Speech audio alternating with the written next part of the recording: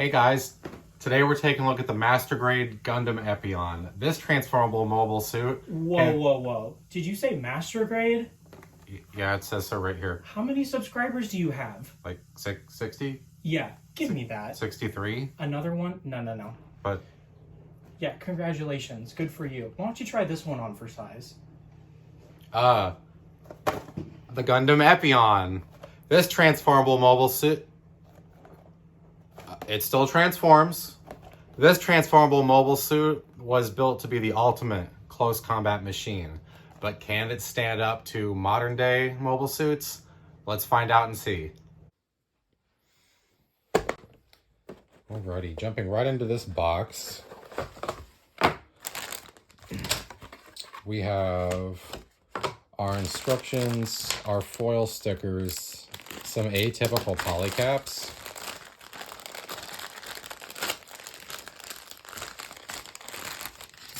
and this is a blue Bandai logo, so this is reprinted with better plastic.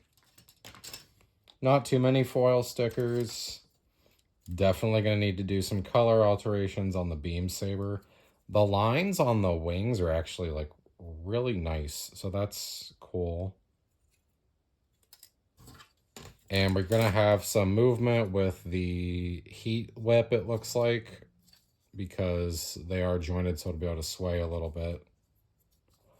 All in all, it doesn't look as bad as I thought it was going to. Let's build it. We'll get the raw build together, and then we will see how we're going to edit this. Alrighty, so first up with the build, we are just going to cut everything off and clean it. Nothing was gated too terribly on this Gundam Epyon, which is fortunate because these reds and dark navies show stress really bad a lot of the time. And the polycap pieces, those light grays to the far left, were really interesting in lieu of normal polycaps that we usually see. The claw choices were also kind of interesting. I don't know why we couldn't have done one piece, but we'll get to that later.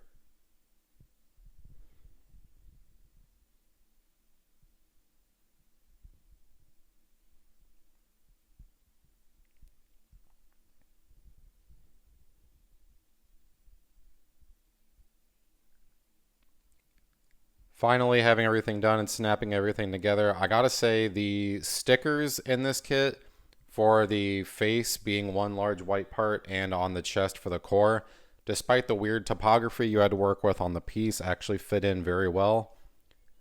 And panel lining this kit was a lot of fun because of the large flat swaths that you can see. It was so satisfying just to take your drip marker and put it in and watch that ink spread out across the whole piece and then finishing it with a plastic eraser. I did elect to use a little copper marker on the back just to make some of those other elements pop. You can see what I was talking about with the sticker on the front, the core there. It wrapped pretty nicely. Moving on to the weapons, the sword was not colored, so I used a green Gundam marker, and then since the weather has not been very conducive to me using spray top coat, I instead elected to use some normal Games Workshop Ard Coat technical paint and just brush that over my painted segments. Same with this heat whip here, which is a really nice fun piece. I used some orange metallic Gundam marker to give it that hot molten appearance, and the way it pulled was really nice to give it some extra depth when you're looking at it, and then finished it with some Ard Coat as well. But despite being a G generation kit, I gotta say this kit came together really well, and I was pleasantly surprised overall by the results. Alrighty, next up, let's talk about some articulations in the transformation sequence, because this little guy hasn't shown us his dragon form yet. First off, I know that the G generation kits really had this little podgy brick style going for them, but they included his actual legs that are only meant to be used for his transformation sequence. They look really nice. I'm really bummed we couldn't use these at all. Think of how much extra height that would have added to him. A little bit of a missed opportunity, but that's all right. The heat rod does have some movement. It moves here, but it also is segmented, so it swivels here as well. I love also the details here again. Now let's transform him. So this transformation gimmick is actually super easy. First up, we're going to flip these claws. They extend from the forearm all the way up. And we're going to do that twice. So now we have his claws forward. And we're going to pop off just the foot, not this part, on both of these. If that piece comes off, we'll just pop it out, put it back in.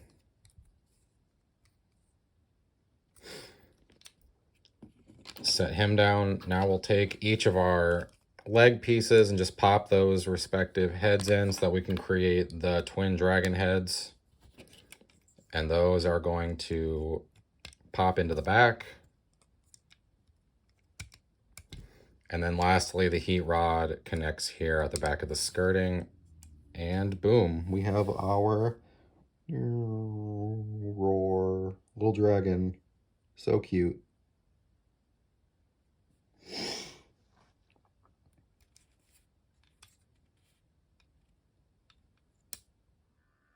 And finally, I just wanted to show you guys the Master Grade GNX. Haven't made much more progress on it, but it's still there. I'm still working on it. It's been nice to kind of have something in the background to work on.